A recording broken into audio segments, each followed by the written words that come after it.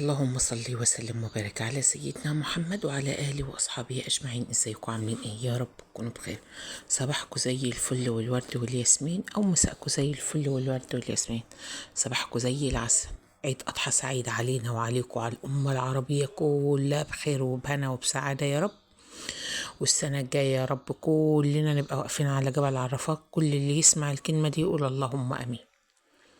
معايا فيديو حلو أوي النهاردة. بصراحة الفيديو ده كان متصور من يوم الوقفة، يعني هو ده كان فطرنا يوم الوقفة، بس للأسف ما عرفتش أنزله، فقلت والله لا هنزله لأنه هو فيديو حلو ويستاهل حبايبي كلهم اللي بيتفرجوا عليا وبيحبوني من خلال تليفون، لا شفتهم ولا شافوني.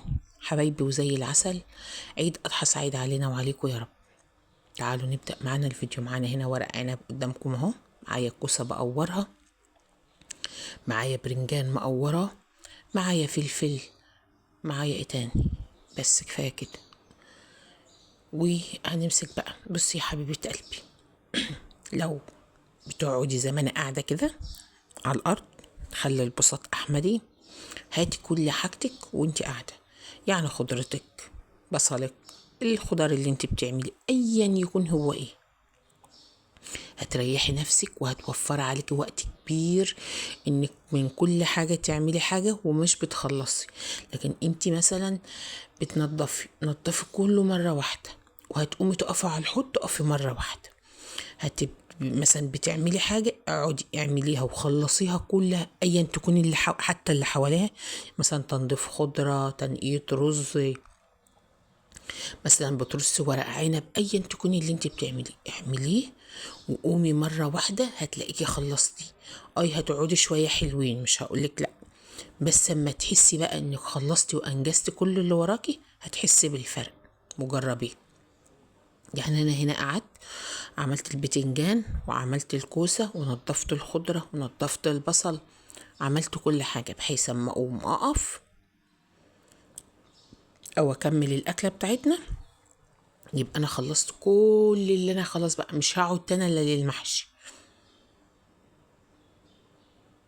انا بعمل كده، جربيها وشوفي وقولي لي ايه رايك في الكومنتات. بس بقى ايه، واحنا بننضف الخضره كده ما تنسيش بقى تشتركي في القناه وتفعلي زر الجرس وتعملي لايك كبير قد الدنيا دي كلها. وصباحكم زي الفل. على فكره انا عشان بسجل الفيديو الصبح عماله اقول لكم صباحكم زي الفل، لكن لو بتشوفي بالليل يبقى صباحك زي العسل والورد والياسمين اهو. هنا بقى انا كنت حطيت ميه عن البوتاجاز وحطيت الزيت يقدح، وهنا فرمت نص كيلو طماطم لان انا كنت عندي كيس مسبك وحطيته، فحسيت ان هو مش هيكفي، فرمت نص كيلو طماطم او كيلو الا ربع طماطم وحطيته. وهنا برضو هفرم 3 بصلات كبار مع قرنين فلفل اخضر في الكبه وهحطهم. مش عايزه تفرميهم في الكبه، افرمي على ايدك عادي، في تلك الحالتين واحد وفي تلك الحالتين هيدوكي نفس النتيجة الحلوة عادي. بصي لو انت بتعملي في الكبة وعايزة نتيجة البصل تبقى حلوة اعمليها على اول سرعة بس. كل الكبات دلوقتي طبعا طالعة بكذا سرعة، فاعملي على اول سرعة بس تبقى خشنة شوية، ما تنعميهاش قوي عشان ما تنزلش معاكي مية. هنا بقى كنت بقلي البرنجان. حد هيقول لي بتقلي لي قبل ما تحشي؟ معرفش، بس احنا بنعمله كده. متهيألي لو قليته بعد ما احشيه الرز اللي فيه كله هينزل في القلاية وانا بقلي. لكن هو كده بيبقى على فكرة برضك محشي سهل، مش بتغيبي في المحشي. وهنا حطيت المية وحط فيها ورق العنب السلق وانا واقفة بخلص كل اللي ورايا. بولع البوتاجاز على كذا عين عشان اخلص كل اللي ورايا وانجز بسرعة. طالما ربنا موسع عليكي وعلينا يا رب وعلى المسلمين بوتاجازك كام عين، حطي كذا حاجة بحيث انك تخلصي مرة واحدة. يا سلام علي، ده بتحطي كل ده ورق عنب يا نصحى؟ معلش معلش، استحملوها استحملوها. شوفي بقى البتنجان عادي الحمار ده بتاعك انت عايزه تحمريه حمريه، عايزه تطلعيه مستكاوي لونه رايق كده وحلو زي ما انا مطلعاه. حتى الكاميرا هنا مفتحه اللون، انا كنت مطلعاه غامق سيكه عن كده كمان. اعمليه اهو. سرحتوا مني ورحتوا فين يا اللي بتسمعوا الفيديو؟ صلوا على رسول الله. قل اللهم استرنا فوق الارض وتحت الارض ويوم العرض عليك يا الله. يلا اهو. هقلي بقى البتنجان كله واخلصه ونرجع مع بعض تاني. حطي بقى اسمر، حطي ابيض، حطي اللي انت عايزاه، والاختراعات اللي انت بتحبيها اخترعيها. الاكل ملوش مقياس، ولا الاداء اللي انت بتعمليها فيه لها مقياس. ده عليك انت وحريتك انت. وانا واقفه قلت اما اسلق الترمس بالمره. هنا بقى كانت التقليه بتاعتي خلاص، عايزاها بقى تنطر سمنتها وحاجتها كده على الوش، عشان كده خلاص اتسبكت. بحط هنا البهارات: كزبره، كمون، فلفل اسود، شطه. بس مش بكتر عن المحشي في كده. كزبره، كمون، فلفل اسود بس. بكتر الكزبرة قوي. ممكن احط يعني يعتبر نص معلقة فلفل اسود بس. وظبطي ملحك. جربيه بالطريقة دي، بس جربي فيه انك تكتري الكزبرة عن مثلا عن الكمون والشطة واللهم صل على النبي وعن الفلفل الاسود.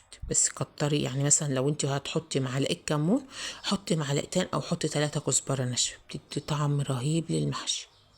بأمانة بتدي طعم جميل قوي للمحشي، الكزبرة الناشفة بالذات.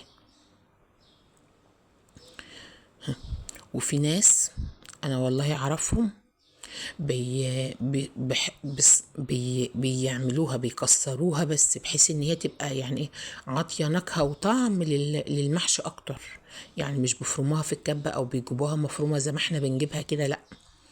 بيجيبوها ويسخنوها ويطحنوها، يعني ويطحنوها كده طحنه بسيطه خالص بحيث ان هي تبقى جرشه خشنه كده. هنا بقى هنقلب الرز ده كلاته،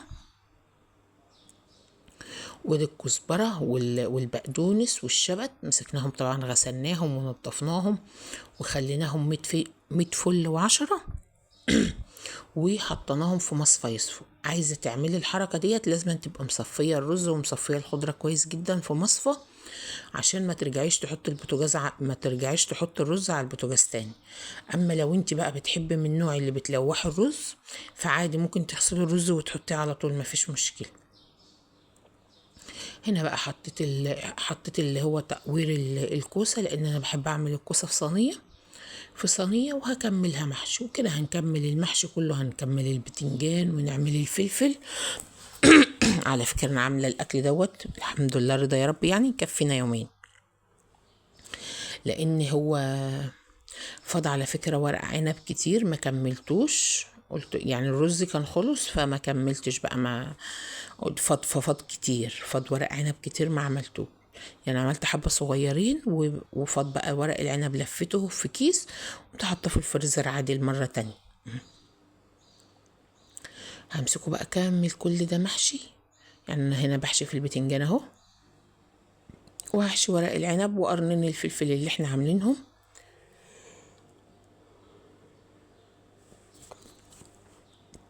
سامحوني سامحوني حبايبي واخواتي وكل اهلي وكل اصحابي.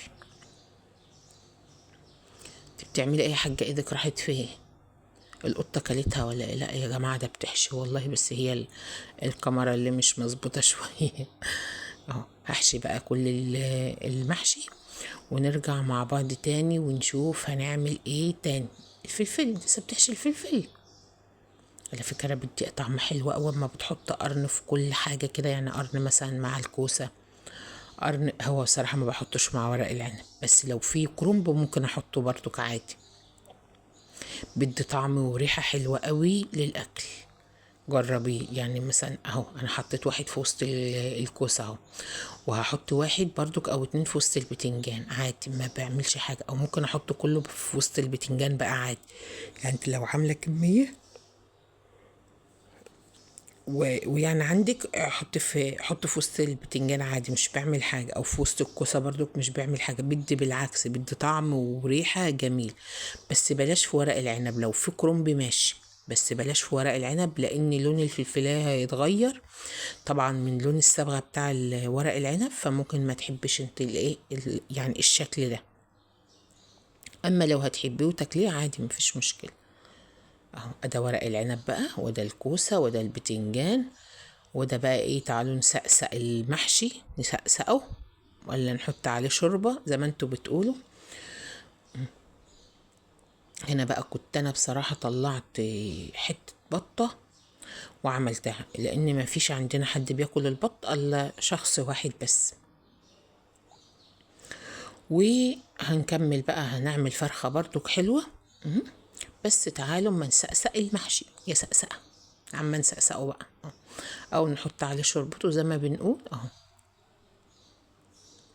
صلوا على رسول الله. رحتوا فين؟ احنا في ايام جميلة وايام حلوة، ربنا يا رب يوعدنا بقى كده واحنا واقفين على عرفة كلنا يا رب. اهو سقسقتي يا اختي، سقسقي سقسقي اهو.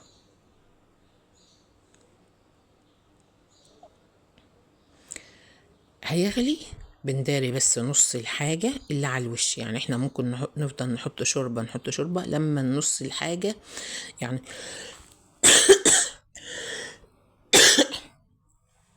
على نص بس صباع المحشي الاولاني ما يبان بس، ونقوم مغطيين عليها وسايبين على نار عالية ربع ساعة او 10 دقايق، ونرجع نهدي النار خالص لحين وقت الاكل.